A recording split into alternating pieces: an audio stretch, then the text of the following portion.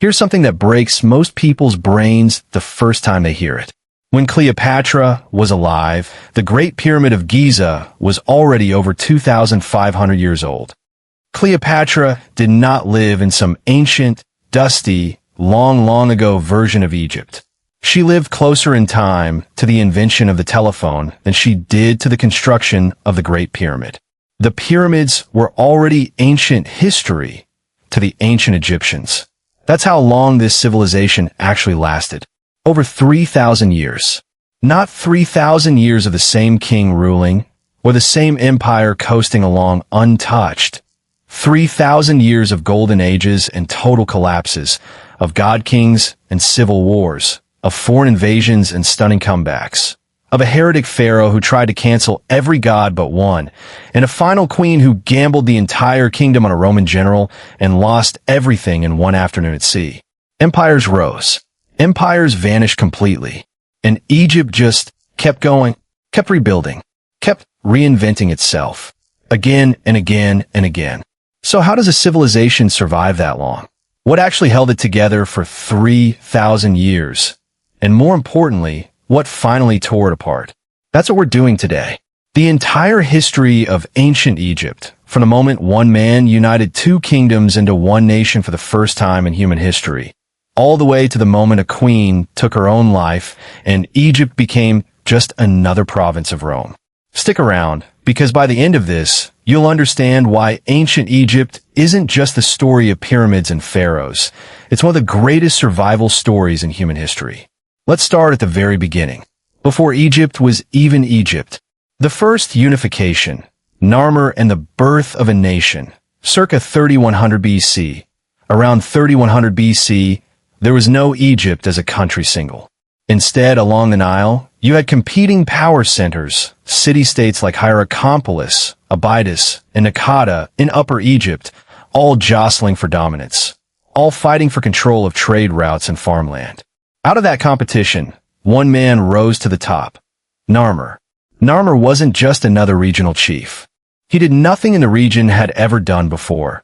He marched his forces north into the Nile Delta and conquered it, physically fusing Upper Egypt and Lower Egypt into a single unified state.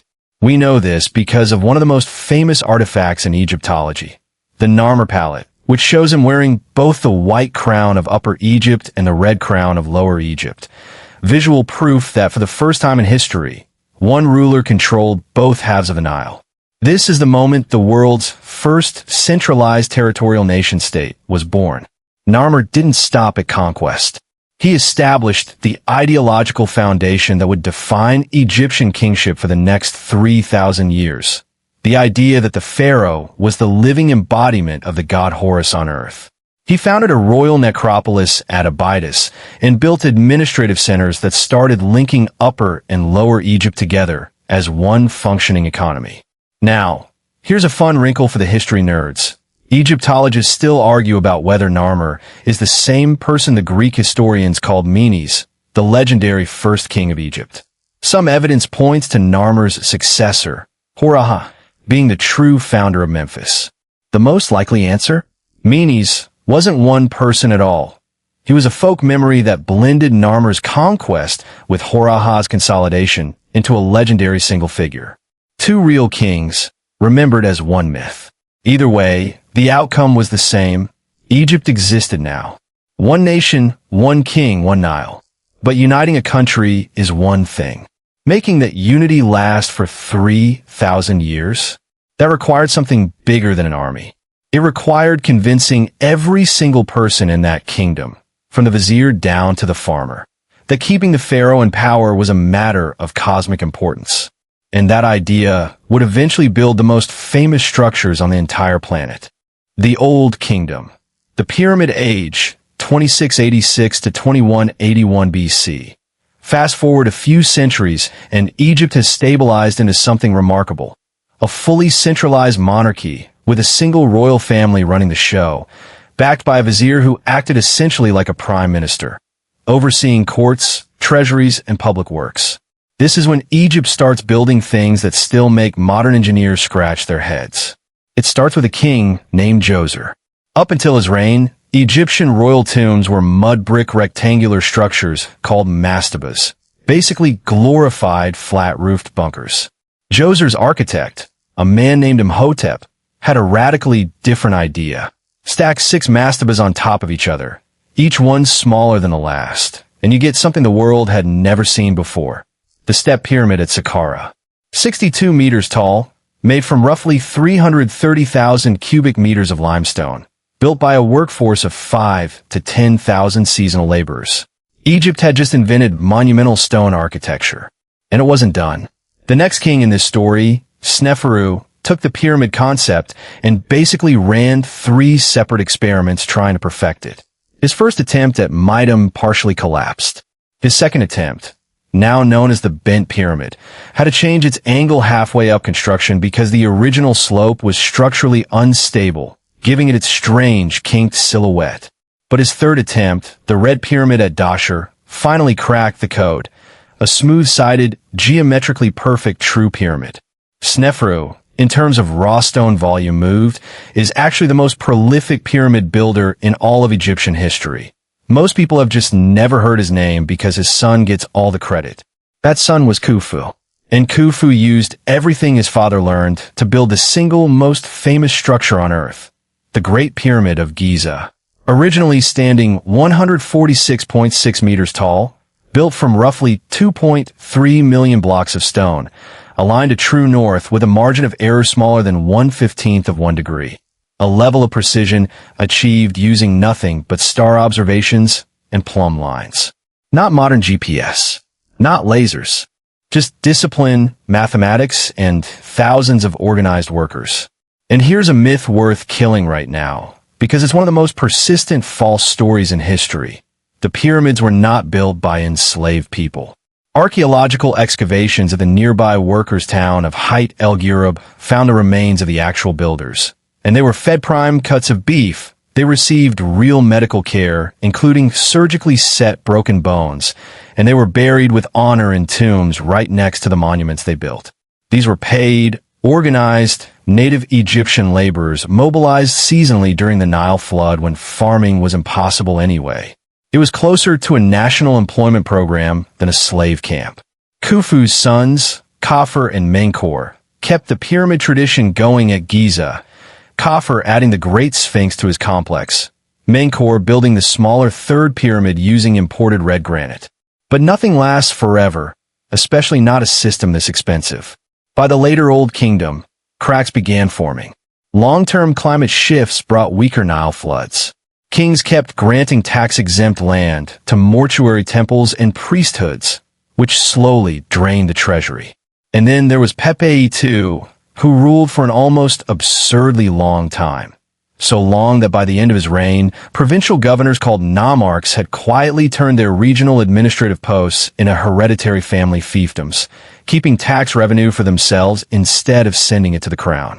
The centralized state that built the pyramids simply ran out of the resources and the authority to hold itself together. And when Egypt's first great golden age collapsed, it didn't collapse quietly. The first intermediate period, when Egypt broke in two, 2181 to 2055 BC, with the central monarchy gutted, Egypt split into rival power centers. In the north, a dynasty ruled from Heracleopolis. In the south, a rival dynasty ruled from Thebes. 2 kingdoms, 2 courts, 2 claims to the throne, inside what used to be one unified nation. This wasn't just political chaos. It hits ordinary people directly. Trade networks broke down. This was also the era that produced what many scholars consider the golden age of Egyptian literature.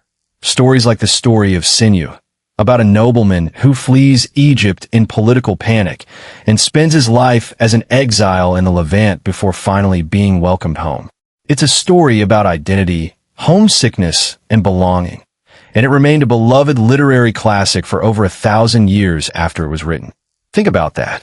Egyptians in the time of Cleopatra were still reading a story that was already older to them than Cleopatra is to us. Trade flourished.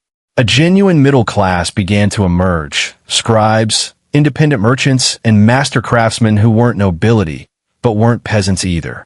Religion elevated Osiris, lord of the underworld, and gave rising national prominence to an once local Theban god named Ammonius, a god who is about to become extremely important later in this story.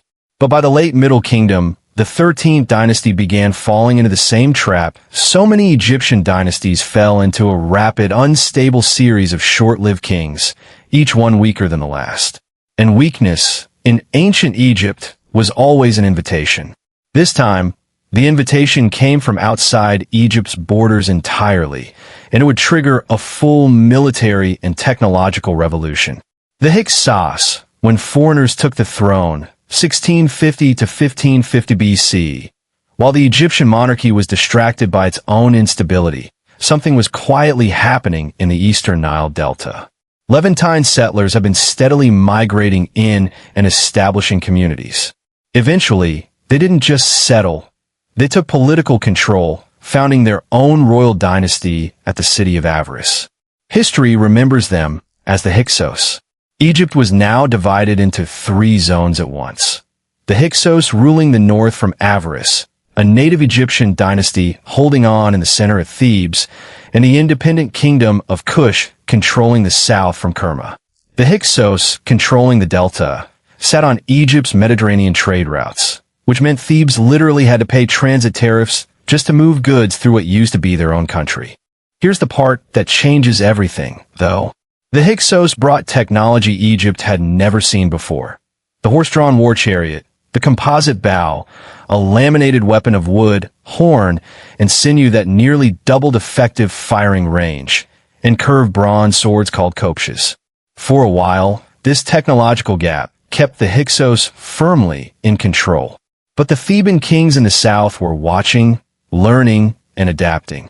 The war for Egyptian liberation actually cost a king his life. Akhenaten, one of the Theban rulers, died fighting the Hyksos. And we know exactly how, because modern CT scans of his mummy revealed multiple brutal skull fractures consistent with Hyksos-style battle axes. This wasn't a peaceful death. This was a king who died on the front lines of a war for his country's independence. His successors picked up that fight. And eventually, a king named Ahmose I finished what Akhenaten started, capturing Avaris, driving the Hyksos completely out of Egypt and back into Palestine, and reunifying the country under native Egyptian rule once again. But Ahmose I didn't just win Egypt back. I have kept the chariots. He kept the composite bows.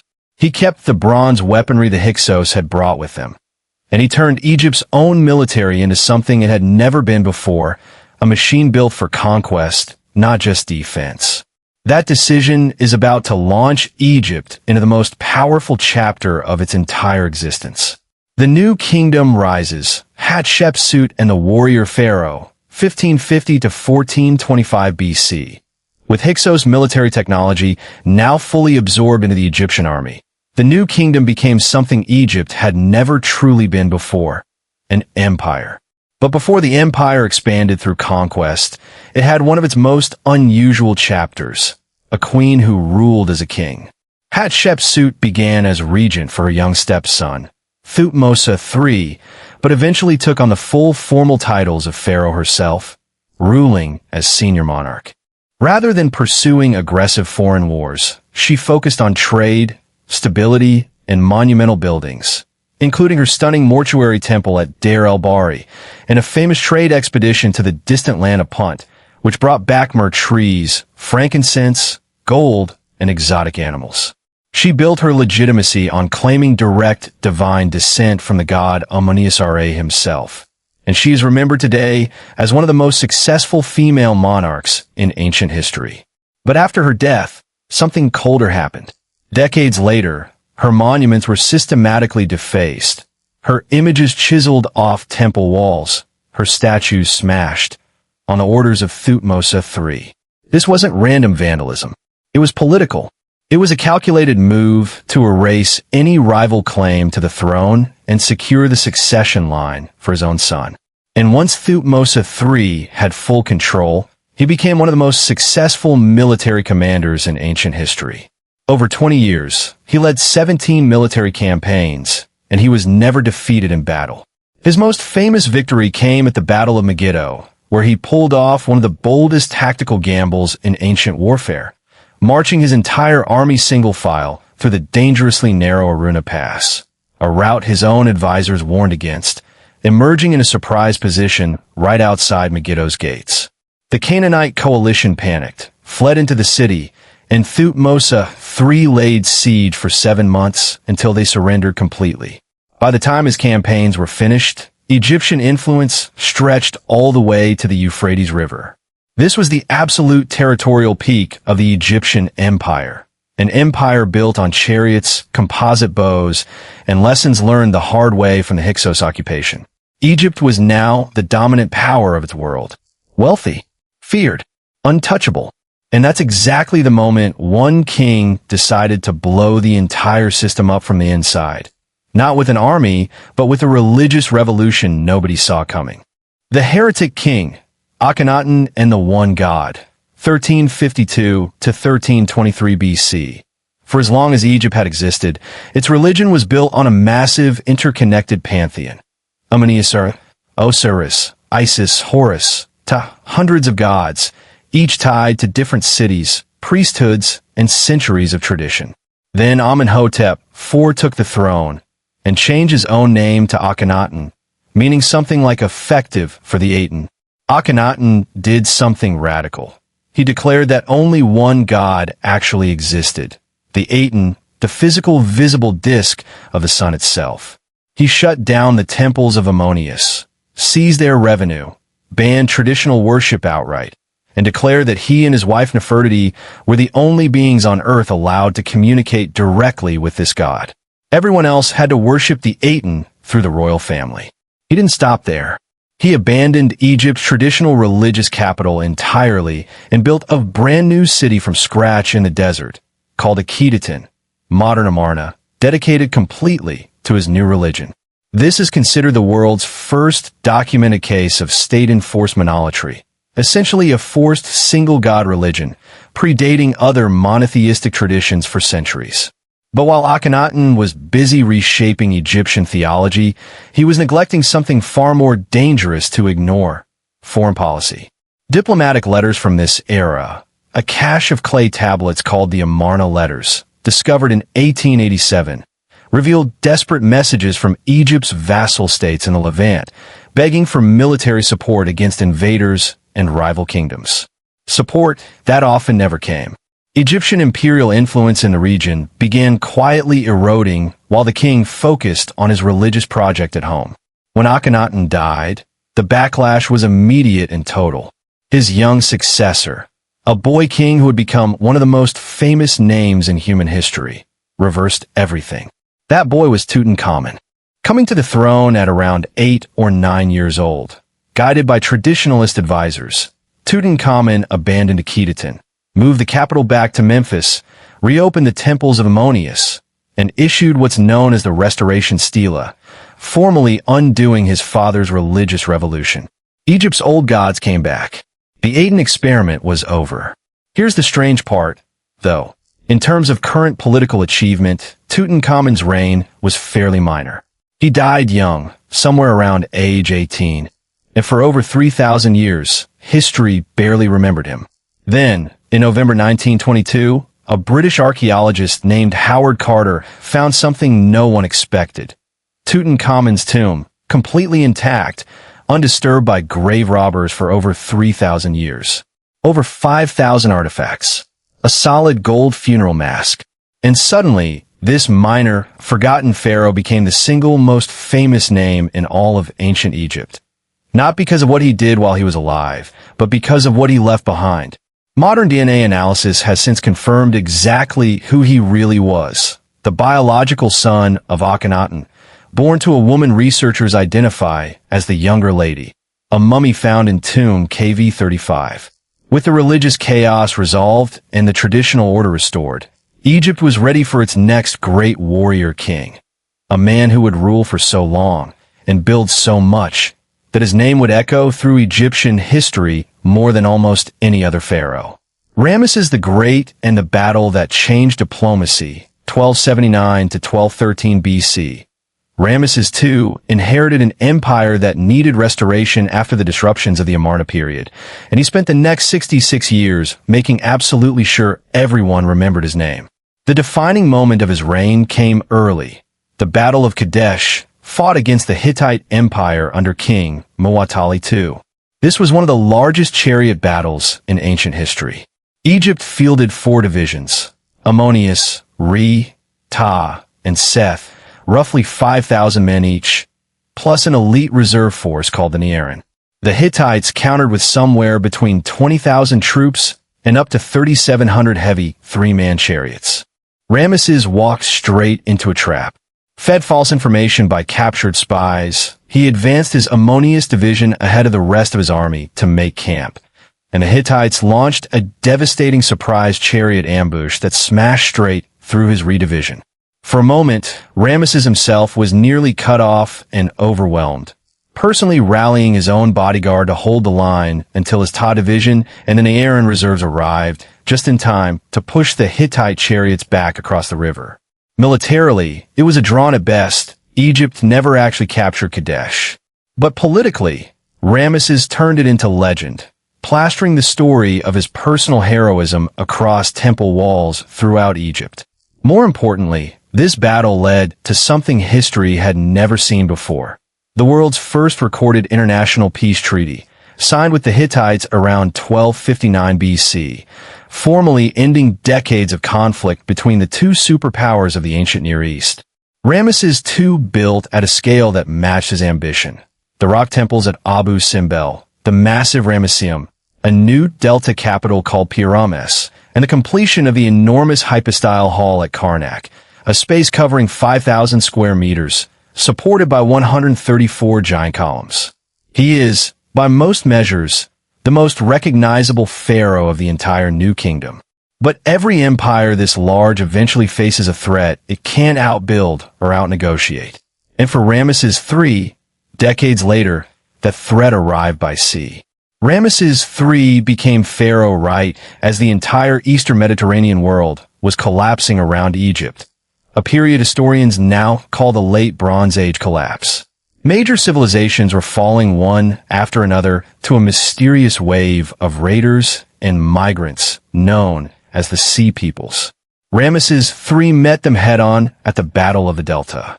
Rather than fighting them at sea in open water, he lured their fleet directly into the narrow channels of the Nile Delta, where Egyptian archers lined the shores and rained arrows down on trapped ships, while Egyptian galleys used grappling hooks to physically capsize enemy vessels. It worked.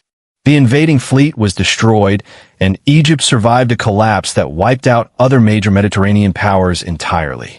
But survival came at a brutal cost. The wars drained the treasury so badly that royal tomb builders at the village of Deir el-Medina went unpaid for months, leading to something remarkable: the first recorded labor strike in human history. In roughly 1159 BC, these skilled workers simply laid down their tools, marched on the mortuary temples, and refused to work until the state paid what it owed. And it worked. The strike succeeded.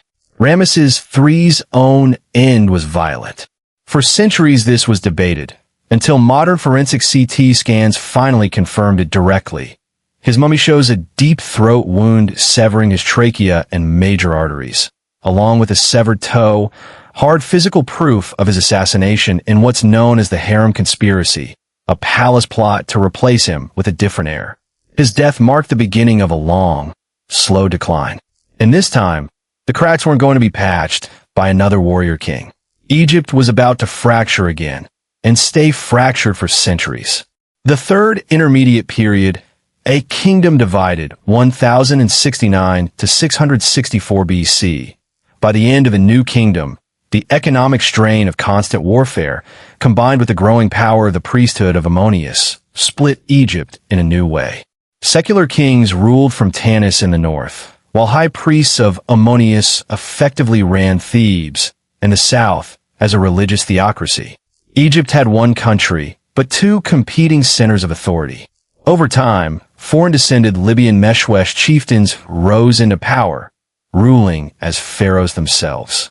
Then, from the south, came something Egypt had never experienced before: conquest by the kingdom of Kush, whose rulers, men like Pai and Taharqa, actually positioned themselves as saviors and restorers of traditional Egyptian religion and culture, reverent of the old gods in a way Egypt's own fractured elite hadn't managed in generations. But a new, far more aggressive power was rising to Egypt's northeast, the Neo-Assyrian Empire. Assyrian invasions culminated in the devastating sack of Thebes in 663 BC, one of the darkest military disasters in Egyptian history, an event so significant it's even referenced in the Hebrew Bible as a warning of what happens to great cities that fall. Egypt was on its knees, divided, invaded, and humiliated. And yet, true to the pattern we've seen again and again in this story, it was about to pull off yet another comeback. The last native pharaohs, Sate Renaissance and Persian conquest, 664 to 332 BC. A prince from the city of Sais named Psamtik I saw his opportunity. Originally installed as an Assyrian vassal, he cleverly used foreign Carian and Ionian Greek mercenaries to systematically expel the Assyrian garrisons occupying Egypt. Within his 54-year reign, he reunified the country and sparked what's remembered as the Sate Renaissance, a deliberate revival of Old and Middle Kingdom art styles, a reopening of Mediterranean trade, and the founding of the Greek trading post at Naucratis. For about a century, it looked like Egypt had really turned the page. Independent again, prosperous again. Then came Persia. In 525 BC, Persian king Cambyses II led his forces against Pharaoh Psamtik III at the Battle of Pelusium. Ancient accounts, though treated with some skepticism by historians, claim Cambyses placed sacred cats in front of his advancing soldiers, knowing Egyptian archers would hesitate to fire and risk harming animals considered sacred. True or exaggerated, the outcome was undeniable. Total Egyptian defeat, the fall of Memphis, and Egypt's absorption into the Achaemenid Persian Empire as a heavily taxed satrapy. Egypt did briefly break free again under native rulers of the 28th through 30th dynasties. The very last native Egyptian pharaoh in all of history was a man named Nectanebo II, who successfully defended Egypt against an initial Persian invasion in 351 BC, but was finally crushed at the Battle of Pelusium in 343 BC, fleeing south into Nubia as Persian forces reoccupied the country. With Nectanebo II's defeat, something ended that had lasted since Narmer. Rule by an Egyptian over Egypt would never happen again in the ancient world. But Persian control wouldn't last long either, because marching down from Greece was a 20-something conqueror who was about to change the entire trajectory of Egyptian civilization, permanently pulling it into the orbit of the Mediterranean world. Alexander, the Ptolemies, and the last queen of Egypt, 332 to 30 BC. In 332 BC, Alexander the Great swept into Egypt after defeating the Persian king Darius III. And unlike so many previous conquerors, he wasn't met with resistance. He was welcomed as a liberator from Persian rule. Alexander understood something crucial that most foreign conquerors before him had only partially grasped. To rule Egypt successfully, you had to respect Egyptian religion, not replace it. He traveled deep into the desert to consult the oracle of Ammonius at the Siwa oasis, where he was pronounced the son of the god Ammonius himself, instantly granting him legitimacy in Egyptian religious terms. He founded a new city on the Mediterranean coast that would carry its name forever, Alexandria. When Alexander died in Babylon in 323 BC, his vast empire fractured among his generals in a series of conflicts known as the Wars of the Diadochi. One of those generals, Ptolemy, claimed Egypt for himself, eventually crowning himself Ptolemy I Soter, founder of a new dynasty that would rule Egypt for the next 3 centuries. Ptolemy I built Alexandria into the intellectual capital of the entire ancient world, establishing the legendary Library of Alexandria and the Serapeum. Under the Ptolemies, Egypt operated as a wealthy Hellenistic monarchy, Greek elites running the government, native Egyptian priests maintaining religious continuity beneath them, a state that monopolized valuable exports like oil, papyrus, and grain, all while continuing to fund traditional pharaonic temples at places like Edfu, Dendera, and Philae. This dynasty would eventually produce its most famous and its final ruler, Cleopatra VII. Let's clear up a major misconception right away. Cleopatra was not ethnically Egyptian. She was Macedonian Greek, a direct descendant of Ptolemy I, Alexander's own general. What made her truly remarkable was that she was the first ruler in her entire dynasty's 300-year history to actually learn to speak the native Egyptian language fluently, a deliberate political move to connect with her subjects in a way none of her predecessors had bothered. Cleopatra came to power amid civil war with her own brothers, a conflict that drew in Julius Caesar, with whom she had a son, Caesarion. After Caesar's assassination, Cleopatra formed an even more consequential alliance, political and romantic, with Roman general Mark Antony, betting Egypt's continued independence on Antony winning Rome's ongoing power struggle against his rival, Octavian. That bet came due at the Battle of Actium in 31 BC, a massive naval engagement off the coast of Greece.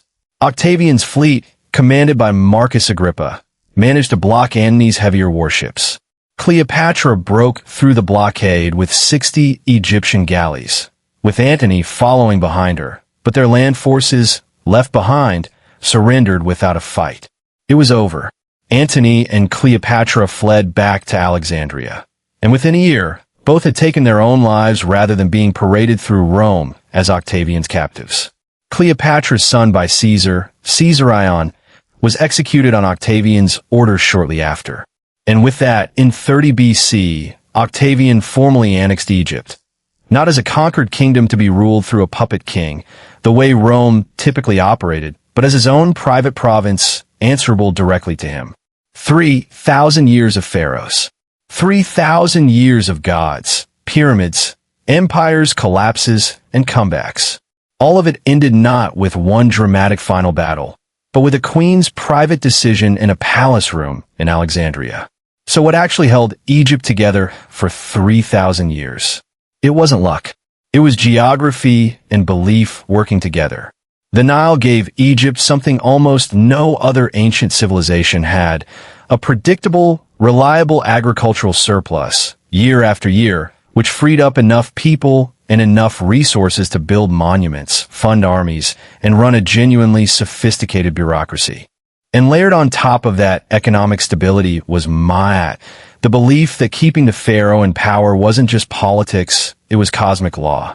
Loyalty to the throne wasn't a preference. It was a religious duty. But that same system had built-in weaknesses. When the Nile floods failed for too many years in a row, the whole centralized structure could collapse, like it did in the first intermediate period. When Egypt expanded into a foreign empire during the New Kingdom, its economy became permanently tied to foreign tribute. So when that international trade network collapsed during the late Bronze Age crisis, Egypt's domestic stability collapsed right along with it. And in its final centuries, Egypt's growing dependence on foreign mercenary armies quietly hollowed out its own internal military strength, leaving it unable to stand against the massive, unified continental empires, Assyria, Persia, and finally Rome, that the ancient world was producing by that point. Every single time Egypt fell apart, it found a way back. Except the last time, because by 30 BC, the world itself had changed. The kind of local, regional power that let Narmer unify two kingdoms in 3100 BC simply couldn't compete anymore against an empire the size of Rome. And yet, Egypt never really disappeared.